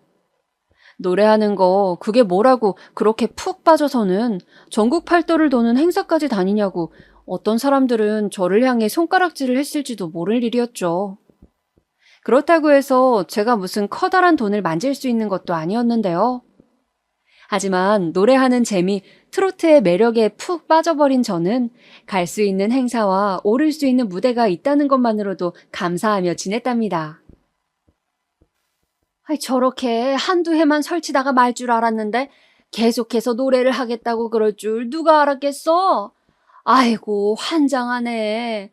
내 아들은 어쩌다가 저런 마누라를 얻어서 개고생을 하는 것이며 나는 어쩌다가 그런 며느리를 얻어서 이런 마음고생을 지독하게 하는 것인가? 당연히 이런 저를 마음에 안 들어하는 세력도 존재하였습니다. 말해 무엇 하나요? 시댁이었죠. 시어머니께서는 저를 두고 아주 골치 썩이는 존재로 여기셨어요. 어딜 가서 며느리 자랑을 할 수가 없다고 하시면서 제가 트로트 부르고 다니는 것이 굉장히 쪽팔리다고 그런 말씀을 제 앞에서 은은하게 하셨습니다. 시어머니뿐만 아니라 다른 시댁의 식구들도 마찬가지였어요. 시아버지의 사촌 누님 되시는 분, 저는 얼굴도 2번인가 3번밖에 못 배웠던 분이셨는데 저를 두고 거 되게 교양머리가 없네. 나는 이렇게 나이가 들었어도 오히려 나이가 들수록 품격을 찾아가고 있거든. 시끄럽기만 하고 속세의 사랑 이야기나 떠드는 그런 노래를 이제는 다 우스워 보여. 나는 그런 경지를 다 통달한 사람이라서 이제는 그냥 순수한 악기들의 음율만 즐기면서 그렇게 살고 있다. 트로트나 불러 제낀답시고 교양머리 없게 굴고 다닌다니까 내가 다 마음이 아프려고 그러네. 도대체 언제나 정신을 차리려나? 이렇게 말씀을 하셔서 제가 얼마나 당황스럽고도 황당했는지 모릅니다. 저를 아시면 얼마나 아신다고 대뜸 그렇게 말씀을 하실 수가 있었는지. 그런데요, 그런다고 해서 제가 노래를 끊고 마이크를 놓는 건 아니었으니까요. 특히나 우리 네 식구끼리 마음 잘 맞아서 잘 지내기만 하면 장땡이라고 믿었습니다. 시댁 쪽 사람들하고 부딪혀봤자 1년에 몇 번이나 솔직히 얼굴을 보겠냐고요. 그런데 이제 시아버지의 칠순을 앞두고서는 많은 생각들이 교차하게 되었던 것이죠. 모든 사람들이 다 총출동을 하시겠구만. 뒤에서 나를 욕하면서 수근수근 거리던 분들까지도 전부 다 행차하신다는 거지? 내가 어떻게 해야 좋을까? 명색이 시아버지의 칠순잔치인데 내가 나름의 가수로서 가만히 있을 수도 없는 노릇이고. 원래 신명나게 놀아제끼는 것이 잔치잖아요. 그래서 저는 굳은 결심을 마쳤습니다. 제가 시아버지의 칠순잔치 날을 진짜 배기 잔치로 만들어버리기로 말이죠. 시아버지의 칠순잔치는 무려 서울의 어느 호텔에 작은 홀을 빌려서 진행이 되었습니다. 그리고 시댁 식구들 전부 다 우아하고 고상하게 빼입고들 왔어요. 누가 보면 어디 귀족 결혼식 참석하는 줄 알았을 거예요.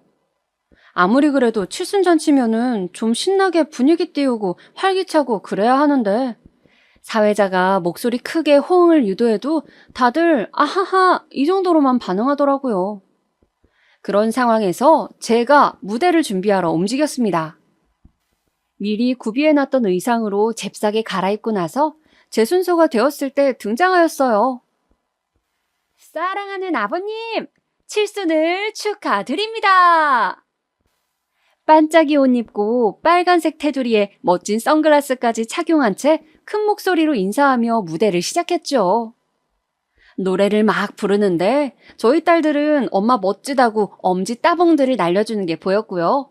남편은 휴대폰으로 제 모습을 촬영하면서 흐뭇하게 미소를 짓고 있었어요. 그리고 시어머니께서는 입가를 실룩거리시며 마지못해 박수만 따라서 치고 계셨죠. 잔치의 주인공이신 시아버지께서는 어색하게 리듬을 타시며 고개만 끄덕끄덕 거리셨고요. 저는 연달아서 세 곡을 불렀습니다. 자자, 안 되겠다. 제가 오늘 사랑하는 저희 아버님의 성대한 칠순잔치를 위해 힘을 좀 써봤습니다. 그 힘 지금 발휘해보려고 합니다. 자, 모두 기대들 하시고. 그냥저냥 달아오른 분위기여서 참 애매모호했죠.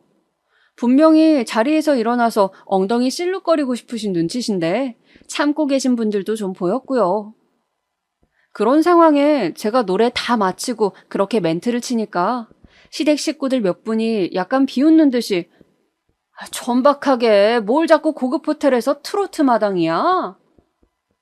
이렇게 말씀하시는 게 들렸습니다. 그때 제가 힘차게 초대 가수를 소개해드렸죠. 어렵게 모셨습니다. 오늘 이 자리를 빛내주실 초대 가수를 모시겠습니다. 모두 큰 박수로 환영해주세요. 제가 외치자 어리둥절하게 박수를 치시던 분들, 이윽고 진짜로 유명한 가수가 등장하니까 전원 기립을 하셨습니다. 바로 흘러나오는 반주에 맞춰서 유명 가수가 마이크를 잡아들고 노래를 첫 소절을 시작했어요. 후렴 부분이 나왔을 때 시아버지께서 자리에서 일어나셔서 호응을 하셨습니다. 그리고 두 번째 곡이 시작되었을 때는 시어머니께서 못 이기는 척 자리에서 일어나셨죠. 그 곡이 끝나기 전에 이미 칠순잔치는 노래 한마당이 되어 있었습니다. 다들 열광적으로 박수를 치면서 호응을 보내주셨어요. 클래식이 진짜 교양이고 음악이라고 하시던 분들도 어깨춤을 추시더라고요. 그 유명 가수는 다름 아닌 제 이모셨습니다. 제가 애초에 가수라는 꿈을 다시 떠올렸던 것, 그리고 친정 식구들이 저의 길을 응원해 주었던 것도 이모라는 존재가 이미 있었기에 가능했던 것이었죠. 조카를 위해 선뜻 나서주신 감사한 이모 덕에 원했던 대로 시아버지의 칠순잔치를 대화합의 장으로 만들 수 있었습니다. 얘, 나 있잖니? 살면서 이렇게 신나는 건 처음이다. 그날 약주 한 잔 달달하게 하신 시어머니께서 그렇게 말씀하셨을 때 제 입가에는 뿌듯한 미소가 감돌고 있었네요. 그 이후로 시댁 식구들의 고상한 척은 내리막길을 걸었습니다. 바로 얼마 후에 코로나 사태가 터져서 각자가 조심하며 사느라 정신이 없었던 탓도 있었지만요. 아무튼 뭐 대단한 일을 겪어본 것은 아니지만 한 번쯤은 제 이야기를 어딘가에 이렇게 꺼내어보고 싶었어요. 제 인생은 저에게는 가장 특별한 이야기이니까요. 앞으로도 사연에 빠지다 사연을 꾸준히 찾아드릴게요. 더 많은 사연을 듣다 보면 제가 생각해내지 못한 저의 일화가 떠오를지도 모를 일이니까요. 그쵸?